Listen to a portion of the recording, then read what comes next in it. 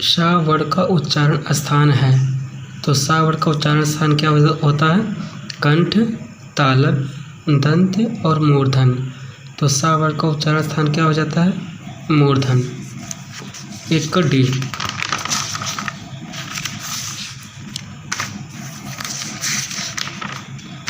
दो, question number 2 क्या है? क्या है?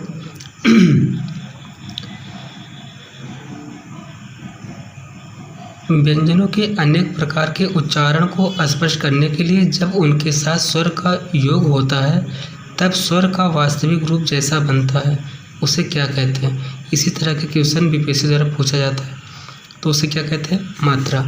आचार्य किशोरी दास वाजपेयी के अनुसार किन दो ध्वनियों को आयोगवा कहते हैं? अंतस्थ और ऊष्म व्यंजन को, प्लुत और दीर्घ स्वर को, अनुनासिक और अनुनासिक को, अनुस्वार और विसर्ग को। ऑप्शन डी सही हो जाएगा, अनुस्वार और विसर्ग को। अ वर्ड का उच्चारण स्थान क्या होता है? कंठ, ओष्ठ, कंठोष्ठ, कंठ तालव्य। तो अ वर्ड का उच्चारण स्थान क्या हो जाएगा? ऑप्शन सी, कंठोष्ठ। उच्चारण के मध्य अल्पकालीन मौनावस्था या विरामावस्था को क्या कहते हैं?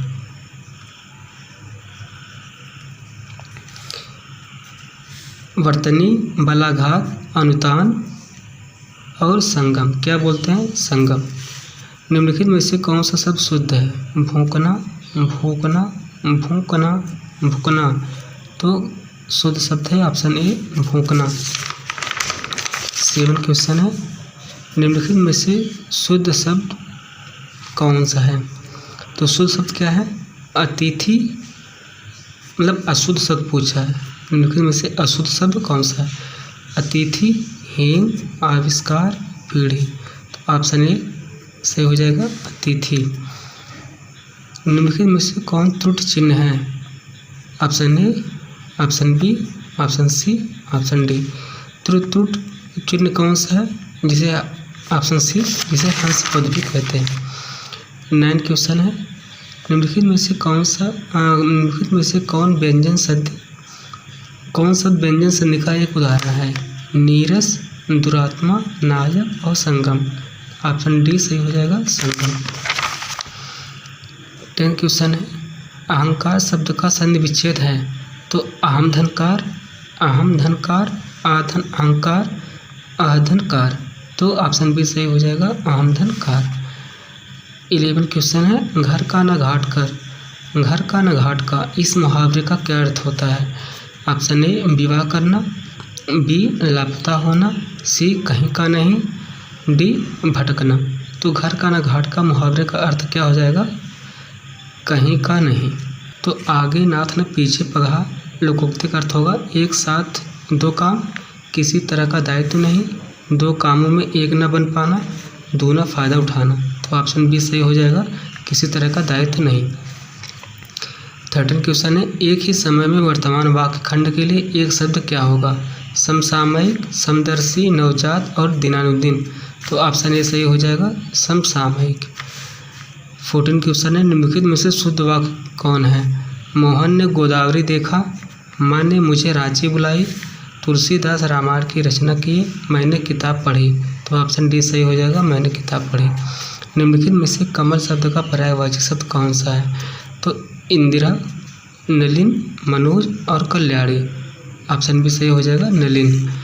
16 क्वेश्चन है, बालकृष्ण भट्ट आधुनिक काल के किस युग के प्रमुख साहित्यकारों में से एक है? कुछ शब्द लिटरेचर से पूछे गए हैं, साहित्य से, तो जिसमें ऑप्शन ए सही हो जाएगा, भारतीय हिंदू युग। बालकृष्ण भट्ट भारतीय हिंदू युग से संबंधित हैं। यहाँ तक आपका व्याकरण का क्वेश्चन था, इससे आगे यहाँ से दिया गया है 29 क्वेश्चन से। 29 क्वेश्चन पूछा गया है, अर्धनारीश्वर किसका कल्पित रूप है? अर्धनारीश्वर किनका कल्पित रूप है? राम और सीता का, कृष्ण और राधा का, विष्णु और लक्ष्मी का, शंकर और पार्वती का। तो अर्धनारीश्वर किसका है? शंकर और पार्वती का। 1-2 क्वेश्चन इस तरह से पूछे जाते हैं कि किसी शब्द का अर्थ पूछ लिया जाता है और ये हर किसी का लगभग गलत ही हो जाता है, क्योंकि TRE 3 में 2-3 क्वेश्चन ऐसा कुछ आया था जिसमें से मेरे 2 क्वेश्चन गलत हो गए थे। अचमन शब्द का अर्थ क्या होता है? जूठन, अगणित, कुल्ला करना और कमल। तो अचमन शब्द का अर्थ क्या हो जाएगा? ऑप्शन सी, कुल्ला करना। निम्नलिखित में से कौन सा शब्द पुल्लिंग है? चेचक, कोयल, चेचक, कोयला, गंध और कुहासा। तो पुल्लिंग शब्द क्या हो जाएगा? कुहासा। ऑप्शन डी सही है। निम्नलिखित में से कौन सा शब्द स्त्रीलिंग है? काजल, कुमुद, खटमल और चट्टान। तो ऑप्शन डी सही हो जाएगा, चट्टान। द्रव्यवाचक संज्ञाओं का प्रयोग किस वचन में होता है? तो एक वचन, बहुवचन, ए और बी दोनों, इनमें से कोई नहीं। तो द्रव्यवाचक संज्ञाओं का प्रयोग ये हमेशा एक वचन में होता है। इम्पोर्टेंस क्वेश्चन है ये। 13 क्वेश्चन है, निम्नलिखित में से कौन सी जातिवाचक संज्ञा का उदाहरण है? ब्रह्मपुत्र, ठग, दूरी, मंडल। तो ऑप्शन डी सही हो जाएगा, मंडल। ये जातिवाचक 5 क्वेश्चन है। शब्द की जाति को क्या कहा जाता है? शब्द की जाति को क्या कहा जाता है? वर्तनी, कारक, लिंग और अव्यय। तो शब्द की जाति को क्या कहा जाता है? लिंग। इम्पोर्टेंट क्वेश्चन है। 36 क्वेश्चन है, कारक के बोध के लिए संज्ञा या सर्वनाम के आगे जो प्रत्यय या चिन्ह लगाए जाते हैं उन्हें व्याकरण में क्या कहा जाता है? बताइए। वर्तनी, संगम, अव्यय और विभक्ति। क्या कहा जाता है? तो ऑप्शन डी सही हो जाएगा, विभक्ति। 37 क्वेश्चन है, निम्नलिखित में से क्रिया के साथ कर्ता ने चिन्ह का प्रयोग नहीं होता है। निम्नलिखित में से किस क्रिया के साथ कर्ता के ने चिन्ह का प्रयोग नहीं होता है? नहाना, छींकना, भूलना और खांसना। तो ऑप्शन बी सही हो जाएगा, छींकना। बहुत ही इंपॉर्टेंट क्वेश्चन है। इस तरह से क्वेश्चन आपके एग्जाम में देखने को मिलता है और यही क्वेश्चन जब पेपर में आते हैं ना तो अक्सर तक लोग बना नहीं पाते हैं और 1-2 नंबर से एग्जाम से बाहर हो जाते हैं। ठीक है, तो इसको प्रैक्टिस करके आइएगा। 38 क्वेश्चन है, वाक्य में जिस शब्द से क्रिया के संबंध का बोध हो उन्हें क्या कहते हैं? कर्ता कारक, कर्म कारक, करण कारक और संबंध कारक। क्या होता है? संबंध कारक। ऑप्शन डी सही हो जाएगा। 51 क्वेश्चन तक है तो इसको हम जल्दी से करा देते हैं। बहुत ही अच्छा क्वेश्चन है। 39 क्वेश्चन है, तुलसी के वास्ते ही जैसे राम ने अवतार लिया, यह वाक्य किस प्रकार का उदाहरण है? किस कारक का उदाहरण है? बताइए। संबंध कारक, संप्रदान कारक, करण कारक और कर्ता कारक। तो क्या हो जाएगा? संबंध कारक। ऑप्शन ए सही हो जाएगा। 40 क्वेश्चन है, वाक्य के प्रत्येक पद को अलग अलग कर उसका स्वरूप और एक दूसरे से संबंध बताना क्या कहलाता है? समास, संगम, पद परिचय और अव्यय। ऑप्शन सी सही हो जाएगा, पद परिचय। हिंदी में कुल कितने सर्वनाम होते हैं? हिंदी में देखिए, हिंदी में कुल तो 6, 11, 13 और 15। हिंदी में टोटल हो जाते हैं 11। टोटल क्या हो? टोटल सर्वनाम हो जाते हैं 11। और सर्वनाम के जब भेद पूछेगा तो जिसे भेद पूछेगा तो भेद हो जाते हैं 6। ठीक है। निम्नलिखित में से कौन एक सर्वनाम है? पूर्व, कुंज, ऐसा और कुछ। बताइए। बहुत इंपॉर्टेंट क्वेश्चन है। Very very very important question, IMP question है ये। निम्नलिखित में से कौन एक सर्वनाम का उदाहरण है? तो ऑप्शन सी, ऐसा। कुछ लोग कुछ मार देते हैं।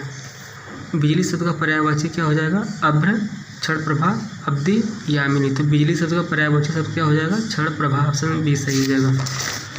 ओके, बहुत ही इंपॉर्टेंट क्वेश्चन है दोस्तों। इसको आप बराबर से एक मतलब देखते जाइएगा ताकि इस तरह से क्वेश्चन यदि आपको एग्ज़ाम में आए तो गलत ना होने पाए बिल्कुल। तो प्लीज़ दोस्तों इसको हमारे चैनल को सब्सक्राइब कर दीजिएगा। हम डेली आपको मतलब कुछ न कुछ जिससे पेपर बीपीएससी में पूछा जाता है तो जो पूछेगा जो पेपर है उसी के आधार पे हम पेपर आपको लाते रहेंगे और उसको प्रैक्टिस कराते रहेंगे। ठीक है। तो अधम शब्द का विलोम शब्द क्या हो जाएगा? अधम, उन्नत, उत्तम, प्रतिलोम, उदार। तो अधम शब्द का हो जाएगा ऑप्शन बी, उत्तम। ठीक है। तो 55 क्वेश्चन है, अनुचित बात के लिए आग्रह, वाक्य खंड के लिए एक शब्द क्या हो जाएगा? अनुचित बात के लिए आग्रह करना क्या हो जाएगा? दुराग्रह, जिज्ञासा, दुर्निवार और अकथनी। तो ऑप्शन ए सही हो जाएगा, दुराग्रह। 46 है, ईंट से ईंट बजाना मुहावरे का अर्थ क्या हो जाएगा? किसी की दुष्टता का करारा जवाब देना, परेशान करना, बाधा दूर होना, युद्धात्मक विनाश लाना। तो ईंट से ईंट बजाना का अर्थ क्या हो जाएगा? किसी की दुष्टता का करारा जवाब देना। 47 है, समास में आए पदों को छोड़कर जब किसी अन्य पदार्थ की प्रधानता हो तब उसे कौन सा समास कहते हैं। समास में आए पदों को छोड़कर जब किसी अन्य पदार्थ की प्रधानता होती है तब वहाँ कौन सा समास होता है। दीर्घ समास, बहुव्रीहि समास, कर्मधारय समास, अव्ययीभाव समास। बताइए। तो इसमें होता है बहुव्रीहि समास। ऑप्शन बी सही हो जाएगा। बस दोस्तों 2-4 क्वेश्चन और है, उसको आप देख लीजिएगा। प्लीज़ चैनल को सब्सक्राइब कर दीजिएगा। हम ढूंढ के क्वेश्चन लाते हैं इस तरह से। तो इस तरह से प्रैक्टिस कर रहेंगे तो आपके हिंदी के क्वेश्चन तो बिल्कुल गलत होगा ही नहीं। वो सिंपल क्वेश्चन गलत होने से आप लोग एग्जाम से बाहर हो जाते हैं। 48 क्वेश्चन है, निम्नलिखित में से अव्ययीभाव समास का उदाहरण है। ऑप्शन ए देशभक्ति, नीलगाय, पीताम्बर और प्रतिदिन। ऑप्शन डी सही हो जाएगा, प्रतिदिन। 49 क्वेश्चन है, संकल्प शब्द में उपसर्ग है स, सन, सम और संग। तो संकल्प शब्द में उपसर्ग कौन सा हो जाएगा। ऑप्शन सी सम। 50 क्वेश्चन है, लास्ट 2 क्वेश्चन और है। पूजापा शब्द में प्रत्यय है, तो पूजापा शब्द में प्रत्यय है पा, जापा, जपा, आपा। तो पूजापा शब्द में प्रत्यय क्या हो जाएगा, आपा। ऑप्शन डी सही हो जाएगा। ये लिटरेचर क्वेश्चन है, उसको रहने दीजिए। एक क्वेश्चन और है 53, इसको हम बता देंगे। स्फुलिंग शब्द का अर्थ क्या है। तो स्फुलिंग अर्थ का क्या हो जाएगा, चिंगारी, जल, चमकता हुआ, शिकार। तो स्फुलिंग शब्द का क्या अर्थ हो जाएगा, ऑप्शन ए चिंगारी। तो प्लीज़ दोस्तों यदि चैनल आपको अच्छा लगा प्लीज़ सब्सक्राइब। Thank you.